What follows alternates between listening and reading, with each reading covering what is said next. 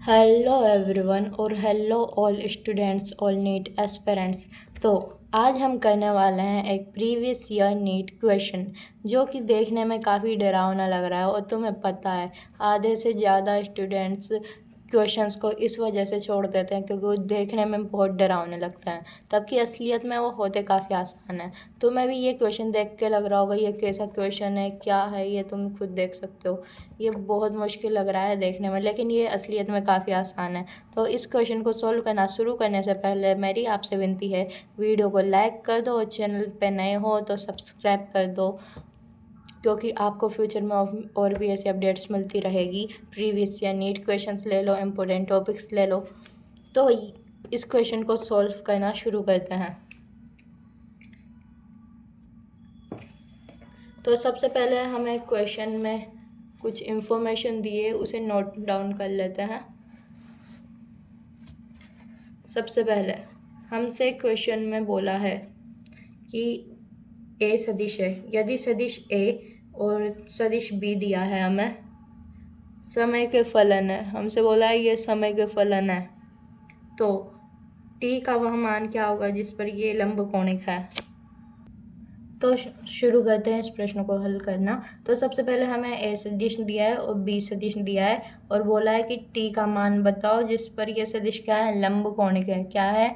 लंब कोणिक, यानी इनके बीच का एंगल क्या होगा, 90 डिग्री। ठीक है, तो शुरू करते हैं। सबसे पहले हमें दिया है ए सदिश। ए सदिश बराबर हमें दिया है कोस omega T I cap plus sine omega T J cap. ऐसे ही बी सदिश हमें दिया है कोस ओमेगा टी बटा 2 i cap plus sine omega t बटा 2 जे कैप। तो ये हमें दिया है क्वेश्चन में लिख के कि ये ए सदिश है, ये बी सदिश है और ये टी के फलन है और ये क्या है, 90 डिग्री के एंगल पे है, यानी लंब कोणिक है। अब जब हमसे बोला है लंब कोणिक है तो हमें पता है, बेसिक मैथ जिसने पढ़ रखी हो उसे तो पता ही होगा भाई, कि इनका ए डॉट बी क्या होगा, 0 होगा।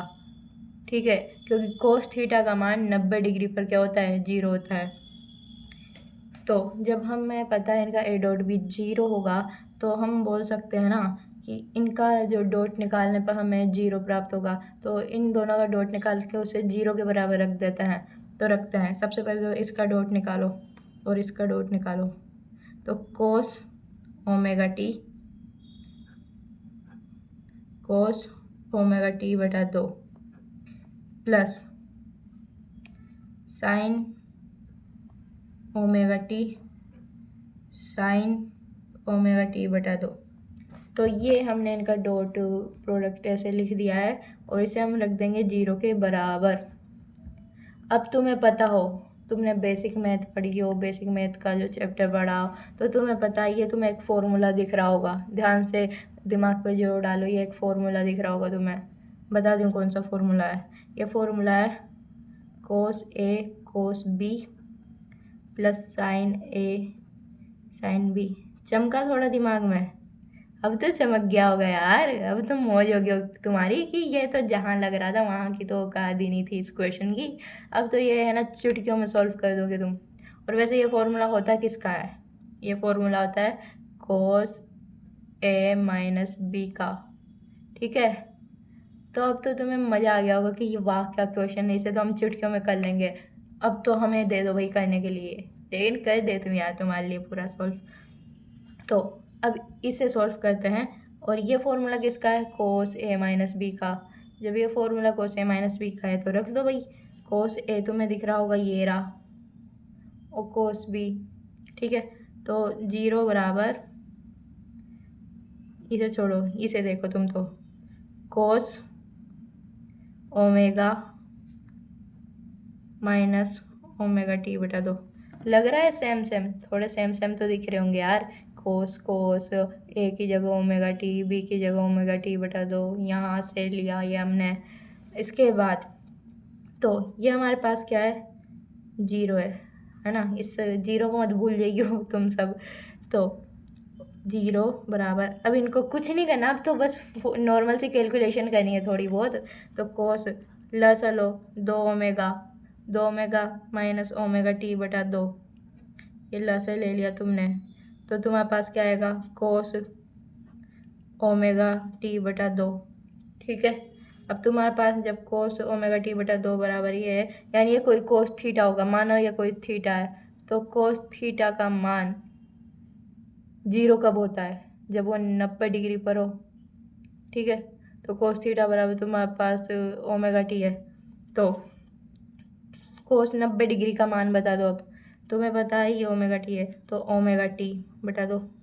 लेकिन 90 डिग्री को तुम्हें क्या बदलना, पाई बटा 2 में बदलना पड़ेगा। क्यों, रेडियन में बदलना पड़ेगा। क्यों, अरे भाई तुमने क्वेश्चन नहीं पढ़ा अच्छे से पक्का फिर तो, क्योंकि तुम आंसर देखो, आंसर डिग्री में नहीं है, आंसर भी तुम्हें पाई की वैल्यू में दे रखा है, यानी तुम्हें रेडियन में निकालना पड़ेगा। अब तुम चाहो ना चाहो तुम्हें रेडियन में तो निकालना पड़ेगा। ठीक है, तो भाई तुम्हारे पास आ चुका है को ओमेगा टी बटा 2 पाई टी बटा 2। अब 2 से 2 कट जाएंगे, तो तुम्हारे पास ओमेगा टी बराबर आ चुका है पाई, और टी बराबर आ चुका है पाई बटा ओमेगा। यही है तुम्हारा आंसर। और ये इतना आसान क्वेश्चन था ना, तुम खुद ना सोच सकते थे कि भाई ये इतना सा क्वेश्चन था। हमने तो क्या क्या सोचा था, कितना मुश्किल होगा, क्या होगा, लेकिन ये तो बहुत आसान था सच में। तो तुम्हारे पास आंसर आ जाएगा इसका पाई बटा ओमेगा, आंसर नंबर 4। तो भाई अब अगर ये क्वेश्चन आ गया होगा ना, तो वीडियो को लाइक, चैनल को सब्सक्राइब किए बिना बिल्कुल मत जाना, और ऐसी और भी वीडियोस के लिए सब्सक्राइब तो करना ही पड़ेगा तुम्हें, करना चाहो तो तुम, बाकी तुम्हारी मर्ज़ी। तो बाय बाय, एंड मिलते हैं अगली वीडियो में और भी ऐसे ही अच्छे और बढ़िया नए टॉपिक के साथ। Bye bye.